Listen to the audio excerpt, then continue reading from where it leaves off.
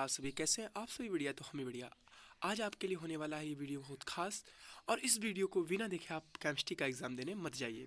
ये वीडियो आपको 2025 में होने वाली सभी यूनिवर्सिटियों के पेपर से मिलता जुलता होगा, क्योंकि ये मॉडल पेपर बहुत ही इम्पोर्टेंट होगा। इस मॉडल पेपर में आपको बता दें कि 95% तक फंसने के पूरे पूरे चांस है। मैंने भी अध्ययन किया है, मैंने 3 सालों से लगातार ये मॉडल पेपर देखे हुए हैं और लगातार कुछ ना कुछ फंसता ही है। लगभग मिनिमम 50% तो फंस ही जाता है। जो बच्चे बहुत ही कमज़ोर हों उन बच्चों के लिए खासकर बात बता दूं, ये पेपर बहुत ही इम्पोर्टेंट होगा आपके एग्ज़ाम के लिए, और इसको बिना देखे आप पेपर देने मत जाइए। तो क्या होने वाला है, बीएससी फर्स्ट सेमेस्टर केमिस्ट्री के 2020 से 2024 तक के मॉडल पेपर ये होने वाला है आपका फर्स्ट, और 2025 के पेपर में यही आएगा, ये वादा करता हूँ मैं। नहीं तो मैं चैनल पे पढ़ाने नहीं आऊँगा। जी हाँ प्यारे बच्चों, देखते हैं पेपर कैसा है। ओके जी हाँ, तो देखिए बीएससी पार्ट 1 सेमेस्टर 1 एनआईपी के एग्जामिनेशन 2022-23 फंडामेंटल ऑफ केमिस्ट्री। क्या होता है कि ये पेपर जो अब आते हैं इनमें ओनली 2 आवर्स का टाइम होता है और मैक्सिमम मार्क्स 75 होते हैं, ठीक है ना। और इसके जो रूल्स हैं या नोट जिसको बोलते हैं हिंदी में, उसका क्या है, नोट है, पढ़िएगा। सभी खंडों को निर्देशानुसार प्रश्नों के उत्तर दीजिए। मतलब इसमें एक रूल होता है कि सभी खंडों के निर्देशानुसार प्रश्नों के उत्तर दीजिए, ठीक है। और सेकेंड क्या बोला है, प्रश्नों के उत्तर क्रमानुसार लिखें। यदि किसी प्रश्न के कई भाग हों तो उनके उत्तर एक ही तरत्मय में लिखें। मतलब इसका मतलब आप समझते हैं कि अनुसार मतलब उसके कई उत्तर प्रश्न के कई भाग हों। प्रश्न अगर कई भाग हों तो सीरियल वाइज, अगर आपने पहले पेज में कोई क्वेश्चन लिखा है तो उसका आंसर आपको उसी पेज में देना है, और उसी अनुसार अगर उसमें भाग हैं तो कंटिन्यू 1 2 3 पेजेस में आपको क्वेश्चन करना है। इससे क्या होता है, जो एग्जामिनर आपकी कॉपी को चेक करता है वो सही तरीके से नंबर आपको देता है, ठीक है ना। और 3 क्वेश्चन है, वी कॉपी उपलब्ध नहीं कराई जाएगी। ये कोई इंटरमीडिएट या 10th मीडिएट का कोई एग्ज़ाम नहीं है, यूपी बोर्ड का कोई एग्ज़ाम नहीं है। ये आपके कॉलेज थ्रो, यूनिवर्सिटी थ्रो का एग्ज़ाम होता है, जिसमें बी कॉपी अलाउ नहीं होती है, ठीक है ना। इसमें आपको वी कॉपी उपलब्ध नहीं करवाई जाएगी। तो हाँ प्यारे बच्चों, अब हम देखते हैं आगे।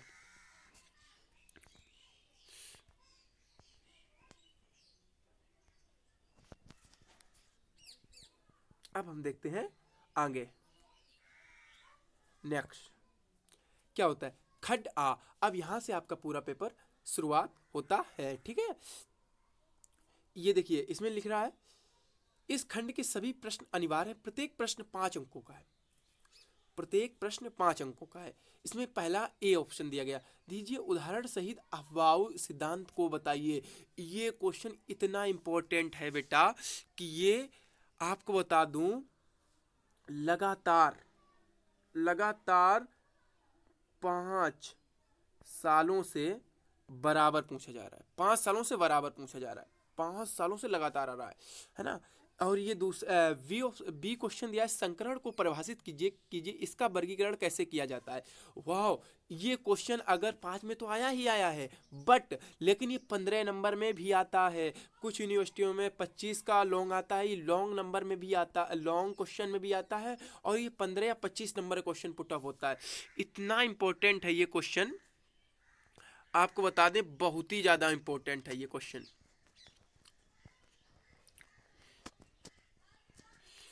और सी ऑप्शन है, प्रेरणिक प्रभाव तथा मेसोमेरिक प्रभाव मध्य अंतर स्पष्ट कीजिए।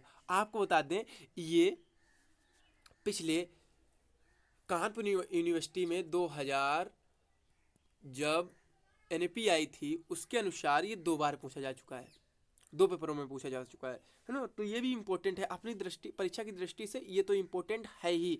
और डी जो क्वेश्चन है, नाइट्रोजन अणु की बंध ऊर्जा O2 अणु की तुलना में अधिक होती है, समझाइए।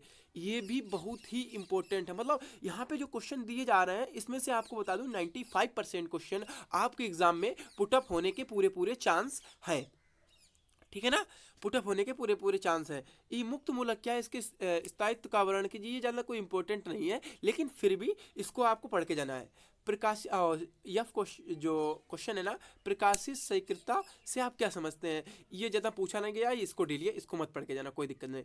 और जी जो क्वेश्चन है इसमें क्या होता है, तीन मूल घटक क्या है जिनसे कंप्यूटर प्रणाली बनी है। तो ये क्वेश्चन आपको पढ़ के जाना, ये यूनिट आपको पढ़ के जानी, इससे 10 से 12 नंबर के क्वेश्चन आना तय है। ठीक है ना। एच, आवेश स्थानांतरण संकुलन से क्या मतलब, चार्ज। इसका ये question very very most important, ये भी 2 से 3 सालों से लगातार पूछा जा रहा है। 2 सालों से लगातार पूछा जा रहा है, ठीक है ना, 2 सालों से लगातार पूछा जा रहा है। और आई क्या होता है, अनुनाद से क्या तात्पर्य है, अनुनाद भी, ये भी क्वेश्चन अपने अनुसार बहुत ही इम्पोर्टेंट है, इम्पोर्टेंट IMP। ठीक है, ये तो बहुत ही इंपॉर्टेंट है। एक इसमें हुआ संकरण, अनुनाद, ये दोनों आप अगर लॉन्ग तैयार करते हैं, अगर इससे बेसिक शॉर्ट भी आता है तो आप करना अच्छा समझेंगे, क्योंकि इससे आपको नंबर ज्ञान अधिक होंगे। और इसमें संकरण में भी मतलब डायग्राम बेसिस समझाया जाएगा, अनुनाद में भी डायग्राम बेसिस, मतलब बेंजीन की रिंग बनती जाती है, उसमें अनुनाद आता जाता है। ठीक है ना, तो इसी अनुसार ये होता है। ठीक है, और नेक्स्ट आएगा खंडवा, दीर्घ उत्तरीय प्रश्न। दीर्घ उत्तरीय प्रश्न में क्या है, नोट, इसके रूल्स क्या है, इस खंड में कुल 4 प्रश्न है, किसी एक प्रश्न का उत्तर दीजिए, प्रत्येक प्रश्न 15 अंकों का होता है। देखिए ये मतलब कई यूनिवर्सिटी में ये लॉन्ग जो आ रहा है दीर्घ उत्तरीय प्रश्न, ये लगभग 25 नंबर का कहीं कहीं आ रहा है, कहीं कहीं 25 का आ रहा है, कहीं कहीं 15 नंबर का आ रहा है। ये विशेषकर कानपुर यूनिवर्सिटी, MGRPU, काफ़ी यूनिवर्सिटियां हैं जिनके में ये 15 नंबर का लॉन्ग पूछा जाता है। अन्य यूनिवर्सिटियों में 25 का भी हो गया। इस साल परीक्षा का पैटर्न काफ़ी चेंज हुआ है। ठीक है ना, तो इसमें भी देखो दिया गया है, हाइड्रोजन बंध से आप क्या समझते हैं, उपयुक्त उदाहरणों सहित उसके प्रकारों को समझाइए। ये नंबर 1, आप अगर वीडियो को देख रहे हो तो नोट कर लेना, हाइड्रोजन बॉन्डिंग, अनुनाद, संकरण, अभाव सिद्धांत, आवेश स्थानांतरण, ये वेरी वेरी मोस्ट इंपोर्टेंट आपकी परीक्षा के लिए है। ठीक है ना। वी इसमें बोल रहा है फैयांस नियम को समझाइए। फैयांस इसमें देखना है, फैजांस रूल्स को पूछ रहा है, ध्रुवीकरण से क्या परिणाम होते हैं समझाइए, मतलब फैजांस नियम को समझाइए, उसके अनुसार, मतलब 5 नंबर का 5 का ये भी है, 7.5 का ये भी हो सकता है, 7.5 का ये, तभी 15 नंबर का पूछा गया। अथवा में दिया गया है, निम्नलिखित में से किन्हीं 4 को समझाइए। क्लेथरेस्ट, वी वांडरवाल्स बल, स्क्रीनिंग प्रभाव, द्विध्रुव आंतरिक क्रिया, अतिसंयुग्मन, ये भी अतिसंयुग्मन, द्विध्रुव, ये सब पहली यूनिट या सेकंड यूनिट के दोनों हैं। इसको भी आपको पढ़ के जाना है, इंपॉर्टेंट है परीक्षा की दृष्टि से। यह होता है विज्ञान एवं प्रौद्योगिकी में भारतीय रसायन विधि का योगदान। ये फिलहाल नहीं आएगा, ज़्यादा इंपॉर्टेंट है ये, इसे ढील देना। अथवा ये दिया गया, एक आयन का आकार उसके जनक परमाणु से अधिक होता है। एक आयन का आकार उसके जनक परमाणु से अधिक होता है। जी हाँ प्यारे बच्चों, ये भी क्वेश्चन बहुत ही इंपॉर्टेंट है। और ये वी आता है, फ्लोरीन की इलेक्ट्रॉन बंधुता क्लोरीन से कम क्यों होती है, इसका भी आपको आंसर बहुत ही 2 से 4-5 लाइनों में देना है।